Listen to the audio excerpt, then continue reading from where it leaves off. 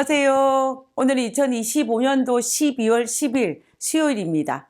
교과 나눔 시간에 오신 여러분들을 진심으로 환영합니다.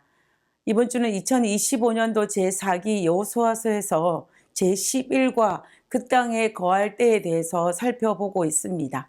오늘은 자칫 잘못했다가는 요단강 동편과 서편에 살고 있는 이스라엘 백성들 사이에 민족 전쟁이 일어날 수 있었던 그 급박한 순간에 어떻게 연합할 수 있었는지에 대해서 살펴보고자 합니다. 기도드리고 우리가 그 부분에 대해서 살펴보겠습니다. 기도하겠습니다. 하늘에 계신 저희들의 아버지, 우리에게 지혜를 주사 여호수아 22장에 나타난 사건들처럼 우리가 극단에 치닫지 아니하고 모든 문제와 갈등을 잘 해결할 수 있는 지혜를 가질 수 있도록 주여 도와주시옵소서. 오늘 이 시간 여호수아 22장을 통하여서 그 지혜를 배우고 우리의 삶 속에 적용함을 통하여서 우리가 행복과 평화를 만드는 그러한 사람으로 자리 잡을 수 있도록 도와주옵기를 간구드려오며 이 시간 우리와 함께 하시옵기를 거룩하신 예수님의 이름으로 기도드렸습니다. 아멘. 감사합니다. 오늘 수요일 교과의 제목은 유순한 대답입니다. 여호수아 22장에서 비느하스와 요단강 서편의 대표자들은 요단강변에 제단을 쌓았다는 그 이유로 요단 동편 지파들에게 신성 모독과 반역에 대한 혐의를 제시할 만큼 아주 혹독하게 책망하고 비난하였습니다. 잠언에는 이런 말이 있습니다. 잠언 15장 1절에 유순한 대답은 분노를 쉬게 하여도 과격한 말은 노를 격동하느니라. 잠언의 말씀을 비춰보면 비느하스의 과격한 말은 요단 동편 사람들을 격동시킬 수 있는 그런 말이었습니다. 만일 루벤과 갓 지파 사람들이 동일한 정신으로 그 말에 반박하였더라면 아마도 큰 분열이 일어났을 것입니다. 그러나 그들은 달랐습니다. 지금까지 자신에게 혹독하리만큼 심한 책망 앞에서 마음이 상하여 분노하거나 성급하게 변론할 수 있었겠지만 그들은 조용히 자신들에게 제기된 혐의에 대해서 귀를 기울이고 있었습니다. 자신들의 의도와 상관없이 참된 신앙을 유지하기 위해 했던 그 모든 일들이 혹독한 비난으로 돌아왔지만 그러나 그들은 울분을 나타내지 않았습니다. 그리고 자신들의 입장을 변론하기 전에 형제의 비난을 예의와 인내를 가지고 다 들었습니다. 그리고 난 이후에 자신들의 입장을 단호하게 밝히는 모습을 볼 수가 있습니다. 먼저 그들은 하나님을 향한 자신의 신앙을 고백합니다. 여호수아 22장 22절에서 23절에 있는 말씀입니다. 전능하신 하나님 여호와 전능하신 자 하나님 여호와께서 아시나니 이스라엘을도 장차 알리라. 이 일이 만일 여호와께 패역함이었거나 범죄함이었거든 주는 오늘날 우리를 구원치 마시옵소서. 우리가 달을 쌓는 것이 돌이켜 여호와를 쫓지 아니하려 함이거니와 혹시 그 위에 번제나 소제를 드리려 함이거나 혹시 화목 제물을 드리려 함이었거든 여호와는 친히 벌하시옵소서.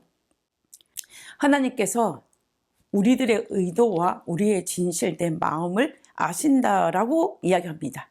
하나님 앞에 결백하다는 것입니다. 우리가 만약에 희생 제사를 드리기 위해서 제단을 쌓았다면은 하나님께서 벌을 우리에게 내려도 우리에게 구원을 베풀지 아니하여도 괜찮다라고 이야기합니다. 이 말의 진정한 의미는 자신들은 절대로 희생 제사를 드리기 위해서 제단을 쌓은 것이 아니라라고 이야기하는 것입니다. 그리고 제단을 쌓는 이유가 무엇이냐면은 이것은 기념비인데 우리가 요단강에 의해서 요단강 동편과 서편으로 나누어져 있지만 우리 모두는 다 같은 이스라엘 민족이고 같은 하나님을 믿는 신앙을 가졌다는 것을 증거하기 위한 것이라고 이야기합니다.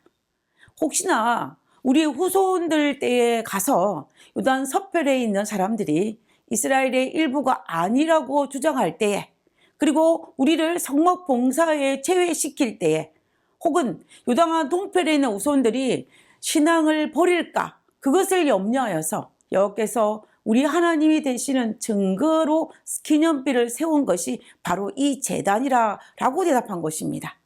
결국 우리 후손들이 이스라엘의 신앙과 민족에서 제해될까 염려하여 쌓은 것이 바로 무엇이었냐면 제단이라고 고백한 것입니다. 그러므로 그들이 제단을 쌓은 것은 배교를 위한 목적이 아니고 참신앙을 유지하기 위한 행동이었음이 드러났습니다. 그들의 지혜로운 대답과 유순한 대답은 비느하스와 요단강 동편 대표자들의 분노를 시기하였습니다. 분노가 변하여 감사와 찬양 그리고 기쁨이 되었습니다. 여호수아 22장 30절입니다. 제사장 비느하스와 그와 함께한 회중의 방백 곧 이스라엘의 10,000만인의 두령들이 르우벤 자손과 갓 자손과 므낫세 자손의 말을 듣고 좋게 여긴지라. 이들의 반응도 참 아름답습니다. 왜냐하면 자신들의 섣부른 분노와 비난의 말을 쏟아내었기에 어쩌면 이 말을 듣고 부끄러운 마음이 들었을 수도 있습니다. 그래서 자신들의 잘못을 인정하기 싫어서 계속 자기의 주장을 펼치거나 트집을 잡거나 여전히 비방으로 이어갈 수도 있습니다. 그러나 그들은 이런 감정들보다 더 큰 기쁨이 있었습니다. 그것은 하나님을 반역하는 것이 아니라 하나님을 더 경외하고 하나님을 더 사랑하기 위한 마음이라는 사실을 알았기 때문입니다. 그래서 그들은 자신의 그 자존심보다 훨씬 더 큰 기쁨에 눌려서 그 기쁨을 표현한 것을 알 수가 있습니다. 영겁의 교훈을 한번 보겠습니다. 기쁨으로 수용함. 그들은 장차 자손들이 이스라엘의 일부가 아닌 것처럼 성막에서 제거되지나 않을까 염려하였다.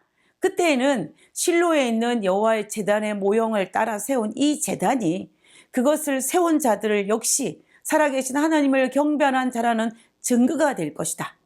대사들은 큰 기쁨으로 이 설명을 받아들이고 즉시 이 기별을 가지고 그들을 보낸 자들에게로 돌아갔다.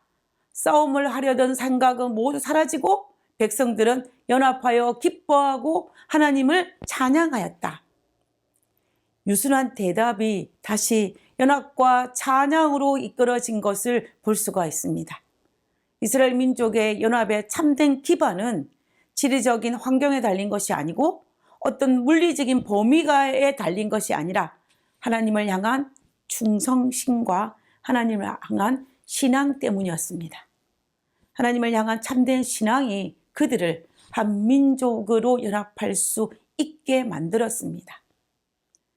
그런데 우리는 여기에서 생각해 볼 것이 하나 더 있습니다.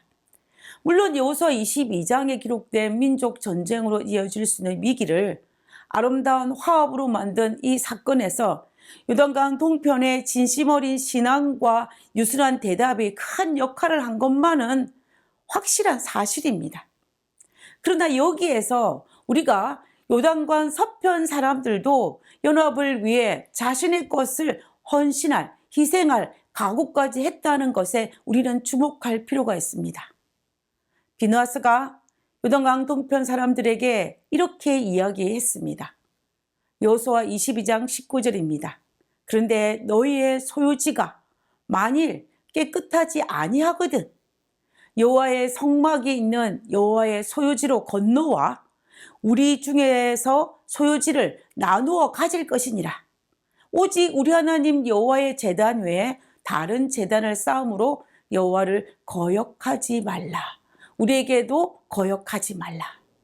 이 말의 의미는 요단강 동편의 땅이 마음에 만약에 들지 않으면 요단강 서편 가나안 땅으로 들어오라고 요청하는 것입니다.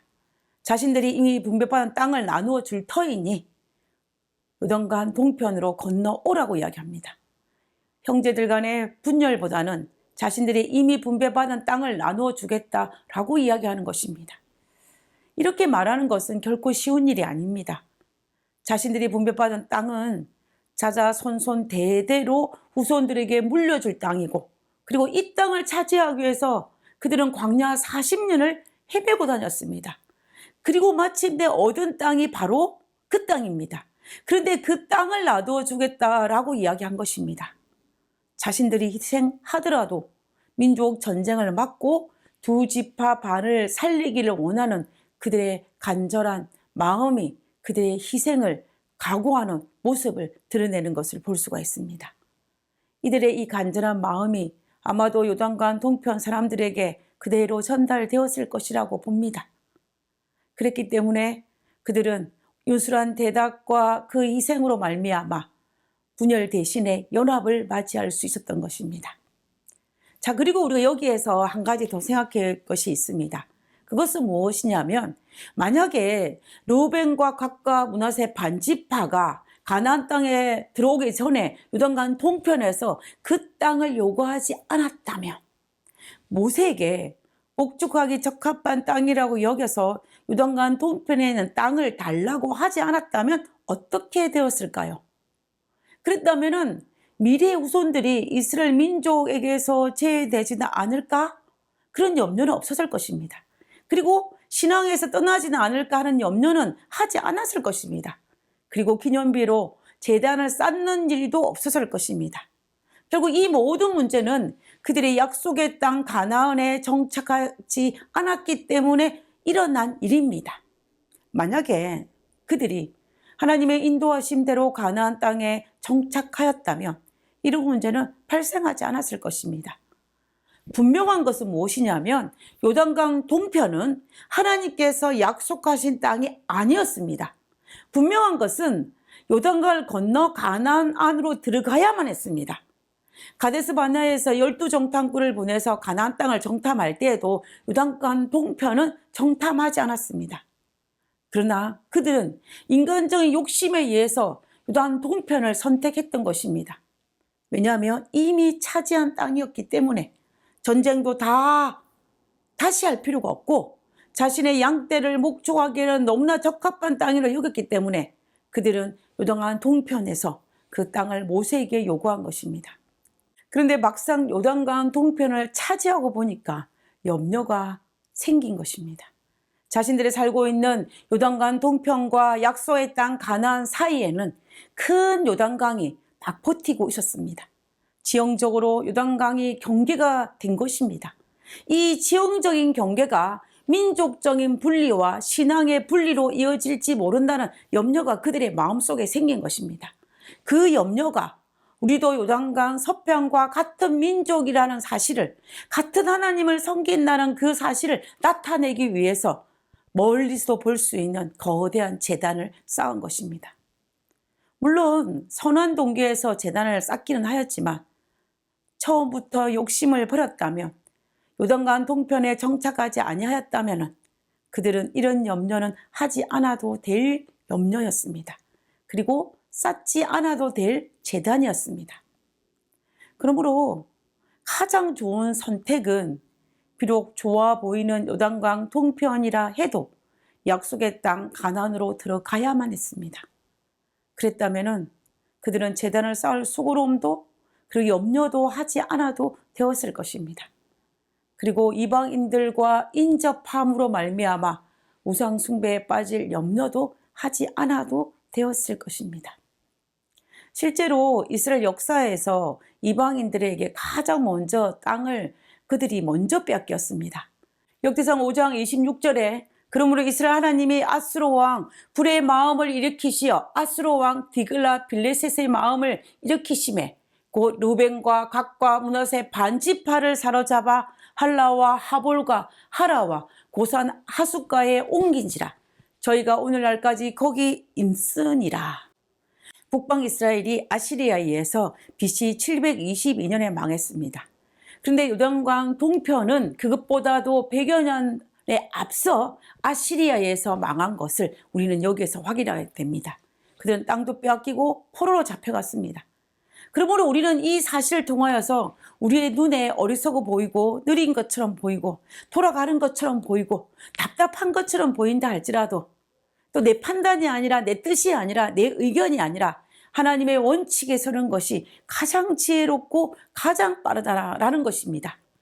그렇게 하는 것이 우리를 많은 유혹에서 벗어나게 할 것입니다.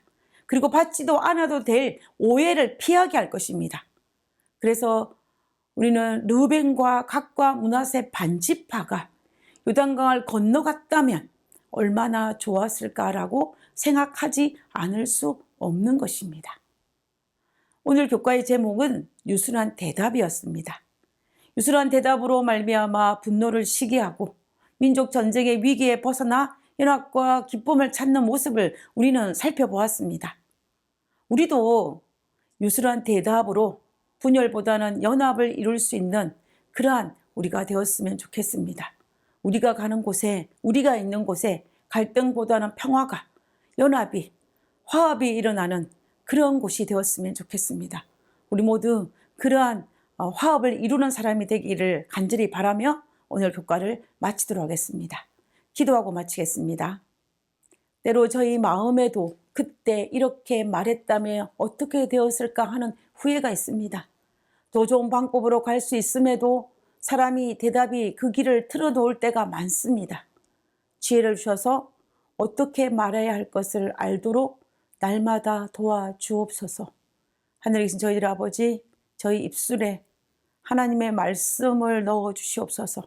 그래서 우리 입에 나오는 모든 말들이 하나님의 말이 될 수 있도록 주여 도와주시옵소서. 그러기 위해서는 우리가 하나님의 말씀으로, 하나님의 사랑으로 사로잡힌 자가 되어야겠사오니 아버지, 우리를 불쌍히 여기사 날마다 우리 안에 하나님의 살아계신 영을 부어주시고 우리가 그 영으로 말미암아 살아가는 저희들 될 수 있도록 도와주시옵소서. 오늘 우리와 함께 하시옵기를 간구드리오며 거룩하신 예수님의 이름으로 기도드렸습니다. 아멘.